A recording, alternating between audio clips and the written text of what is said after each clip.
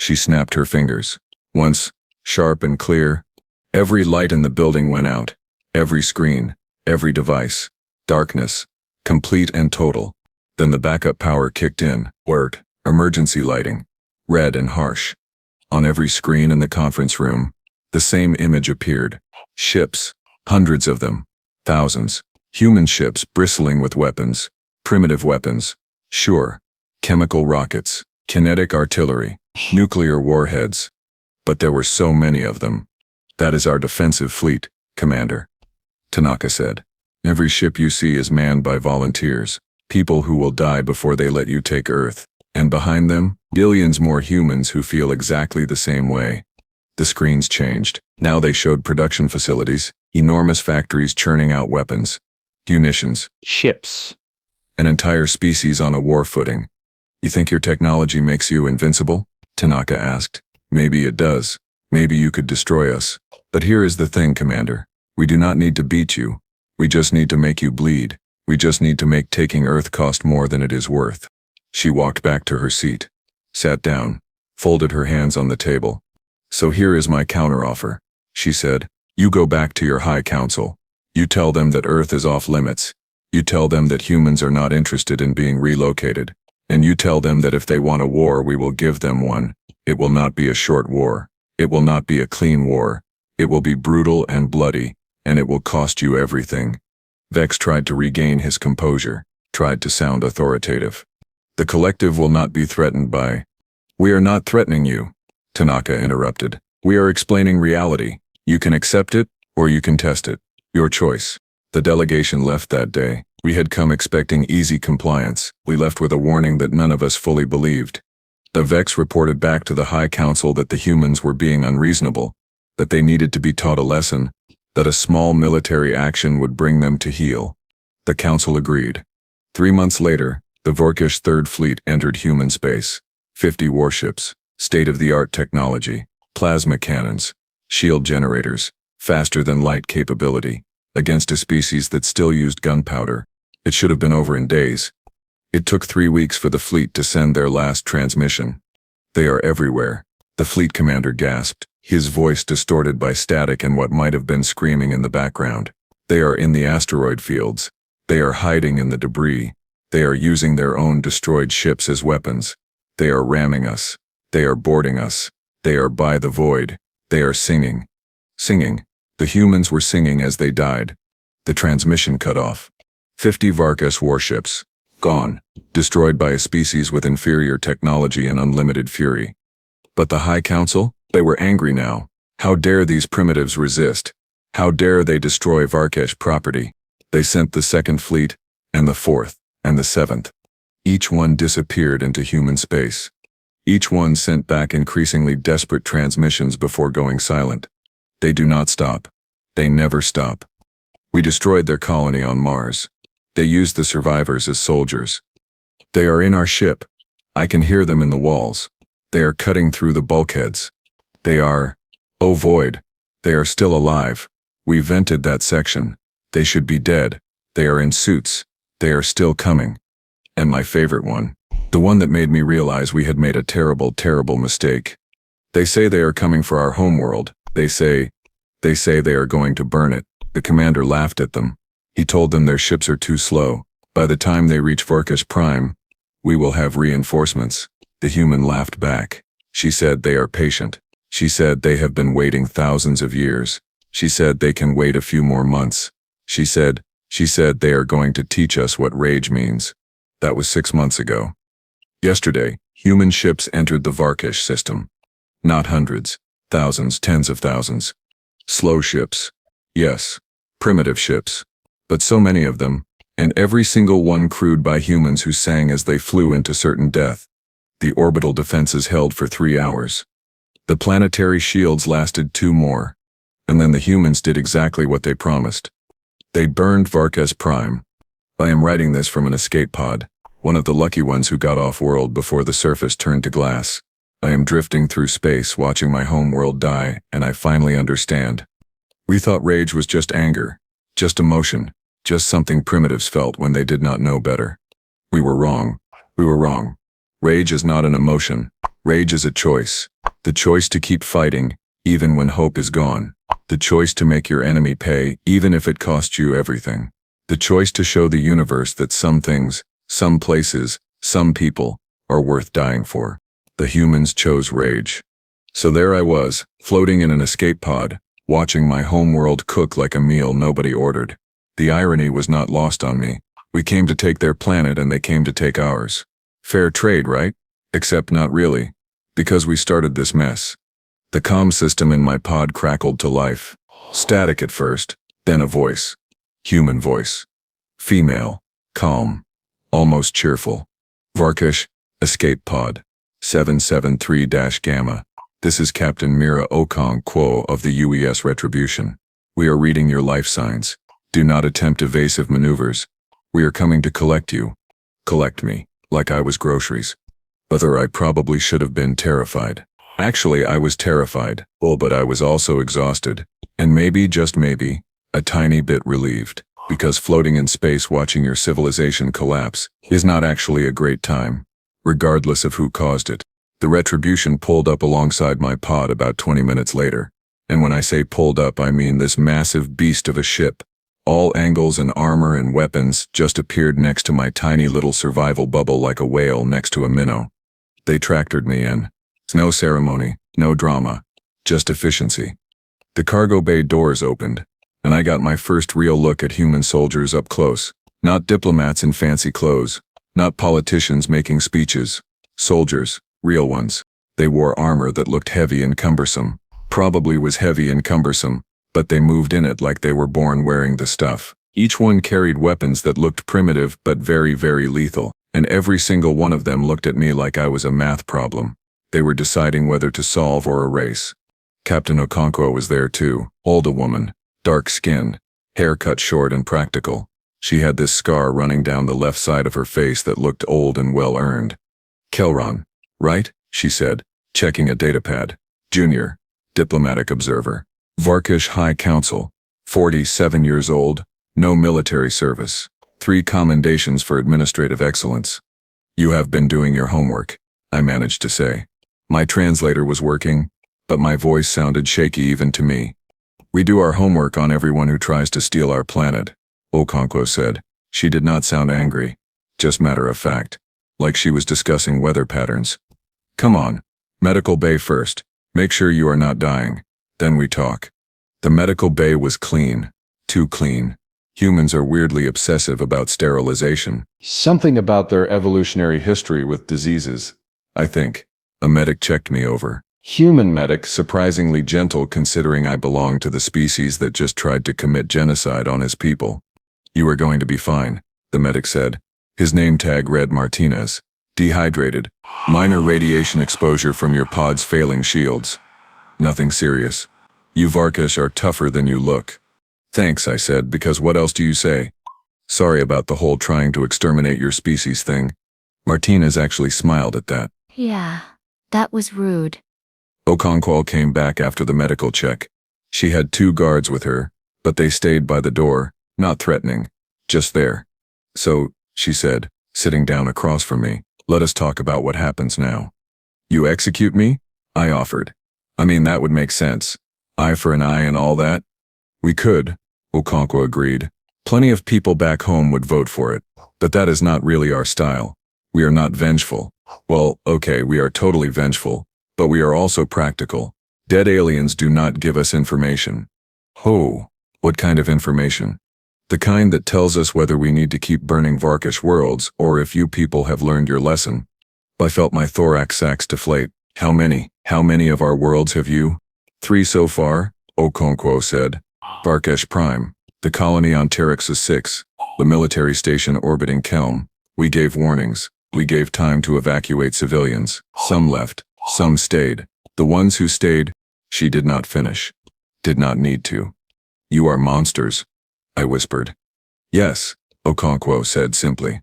When you push us, we are. That is what you do not seem to understand, Kelron. You looked at us and saw primitives, weak, easy to dominate. You did not see the monsters. You did not see what we become when someone threatens our home. She pulled up a hologram. Images. Varkesh refugees. Millions of them. fleeing through space in whatever ships they could find. We are not exterminating your species, Okonkwo continued, or the not. That is what you would have done to us, but it is not what we do. We are making a point. Earth is ours. Sol system is ours. Touch it, and we burn your worlds. Simple equation. The High Council will never surrender, I said. They will fight until what? Until there is nothing left? Okonkwo leaned back in her chair. The High Council ceased to exist about 6 hours ago. We dropped a team into their command bunker. Very precise operation. No civilian casualties. Just the leadership that decided humanity was expendable. I stared at her.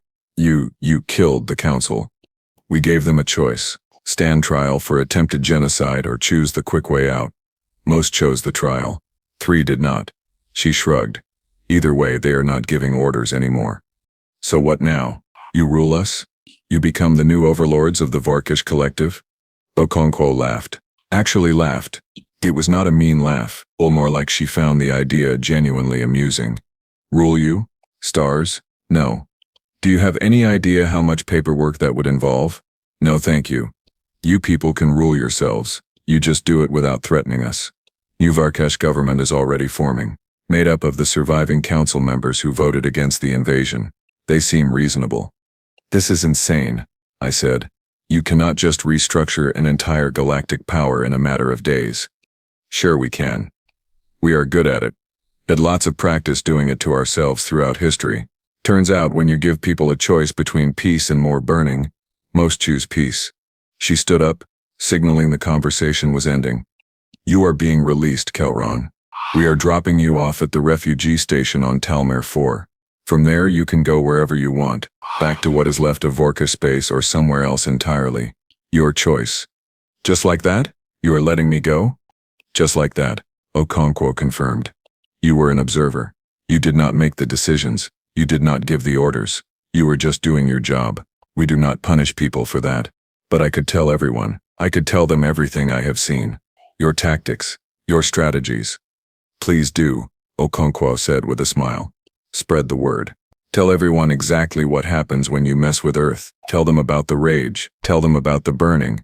Tell them that humans do not forget, and we do not forgive attacks on our home. The more species that know, the fewer we have to teach the hard way. They dropped me off at Talmar 4. 3 days later, the refugee station was chaos. Thousands of Varkesh, all displaced, all trying to figure out what came next. But there was food. There was water. There were medical supplies. All provided by humans. Humans. The species we tried to exterminate, and they were feeding us. I found a quiet corner and accessed the local data networks. Needed to see what was happening. Needed to understand the scope of what we had unleashed. The war was over. Not because the Vortex surrendered. We did not get the chance. It was over because humanity had systematically dismantled every military installation, every weapons platform, every fleet assembly point in Vortex space. Surgical strikes. Precise. Devastating.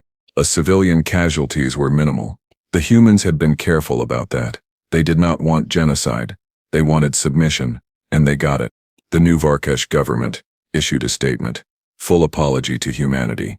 Reparations, treaties, the whole diplomatic package. Earth and the Sol system were declared forbidden territory. Any Varkesh ship that entered human space without explicit permission would be destroyed. No warnings. No second chances. Harsh, yes, whole but also fair. We had come to take their home. It took our ability to ever threaten them again. I spent weeks on that station, watching the pieces fall into place. Other species in the sector were very quiet, very respectful. Nobody wanted to be the next target of human rage. Then something interesting happened. A human delegation arrived at Talmar 4, not soldiers. Diplomats. Engineers. Scientists. They came with an offer. The Vorkesh had been the dominant power in the sector for 3,000 years. We had infrastructure. We had knowledge. We had resources. But we had no military anymore. No way to defend ourselves. We were vulnerable. Humans offered protection. In exchange for open trade agreements and peaceful cooperation, Hearth would guarantee Varkesh security. They would defend us from threats. They would help rebuild. All they asked was friendship. All they asked was friendship. And the promise that we never ever threaten them again. The new government agreed immediately. What choice did we have? But here is the thing. The humans were not cruel masters. They were not even masters. They were partners. They helped rebuild our worlds. They shared technology, not weapons technology, obviously, but medical advances, agricultural improvements, educational resources. They were teaching us not how to fight, how to live. I got a job working for the new human embassy on Talmar 4, translation services, cultural liaison, helping both species understand each other. It was strange. 6 months ago, I had been terrified of humans. Now I worked with them every day. One evening, I was having drinks with a human colleague, guy named Jacob Reeves. He was an engineer helping rebuild the orbital platforms. "Can I ask you something?" I said. "Sure," Jacob replied, sipping something brown and alcoholic that humans seem to love. "Why? Why help us? After everything we did?" Jacob thought about it for a moment. "Because that is what we do. We fight like devils when you threaten us, but we do not hold grudges once the fighting stops. History is full of enemies who became friends. Germany and France, Japan and America. Britain, and, well, everyone really. The British fought everybody at some point. But we tried to take your homeworld. And you failed. And you paid for it. And now it is done," he shrugged. "Staying angry forever? That is exhausting. We would rather build something new. Something better. Most species would have exterminated us, wiped us out completely. Most species did not evolve on Earth," Jacob said. "You know what our planet is? It is a death world. Everything there is trying to kill everything else. Predators, diseases, weather, geology. We survived by being stubborn and adaptable. We learned that sometimes your worst enemy today can be your best ally tomorrow. It is practical." "Practical," I repeated. You burned 3 of our worlds because it was practical? "No," Jacob corrected. "We burned 3 of your worlds because it was necessary. Big difference. We did not enjoy it." Oh, okay, some people probably enjoyed it, but officially we did not enjoy it. It was a lesson. "An expensive, terrible lesson. But now everyone knows. You leave Earth alone, we leave you alone. Simple." He finished his drink and stood up. "Get some rest, Kelron. Tomorrow we have that meeting with the Trade Commission. Going to be a long day." I watched him leave. This human engineer who talked about burning worlds with the same casual tone he used to discuss construction schedules. And I realized something. We had been afraid of the wrong thing. We had been afraid of human rage. The burning, the destruction, the relentless pursuit. But that was not the scary part. The scary part was how quickly they moved past it. How easily they shifted from total war to total peace. How they could destroy you one day and help rebuild you the next. That adaptability, that flexibility, that was what made them terrifying. Not their capacity for violence, their capacity for change.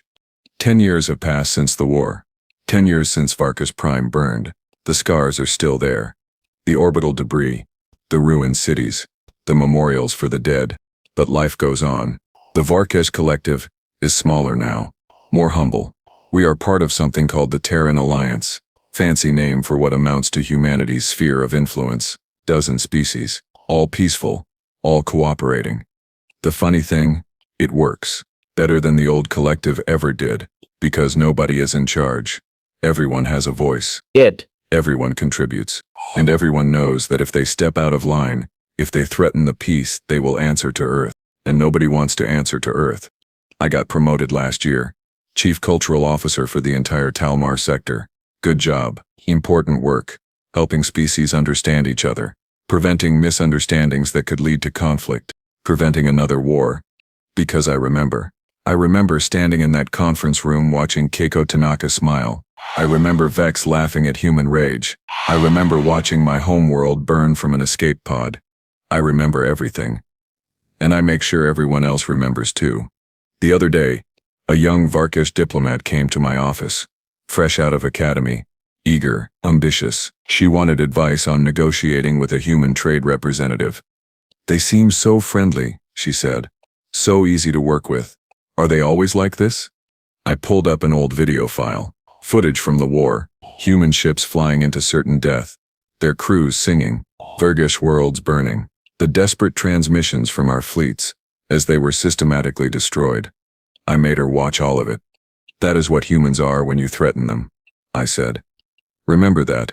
Every time you sit across a table from a human diplomat, every time you negotiate a trade deal, every time you think about testing their patience, remember what they are capable of. But they seem so nice, she protested. They are nice, I agreed.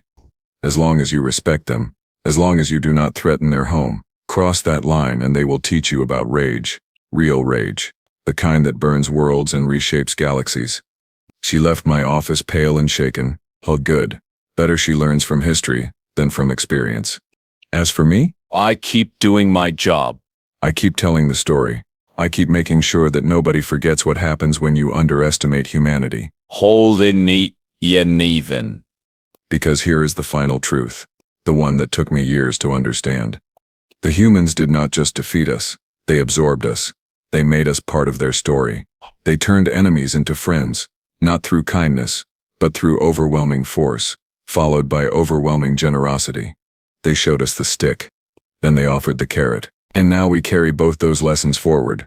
Other species ask me sometimes, they ask if the humans are conquerors, if they are building an empire. But tell them no, humans are not building an empire, they are building something much more dangerous. They are building a galaxy where everyone knows that threatening Earth is suicide but being friends with Earth is beneficial. A galaxy where cooperation is rewarded and aggression is punished. A galaxy where humanity sets the rules not through law, but through example. They did not conquer us. They educated us, and that education cost us 3 worlds and millions of lives. Was it worth it? That is a complicated question. Those who died would say no. Those who survived would say yes. I am still figuring it out, but I know this much. The galaxy is more peaceful now than it has been in centuries. Trade is up. Wars are down. Species that were enemies are now partners, and all of it exists under the watchful eye of Earth. The humans sit at the center of their little web, friendly and helpful and utterly terrifying, and everyone knows the rules. Do not threaten Earth. Do not harm humans. Do not test their patience. Break those rules, and you burn. Follow those rules, and you prosper. Simple, elegant, effective. Well, look at my homeworld sometimes. They rebuilt the capital. New buildings where old ones stood. New life growing in the ashes.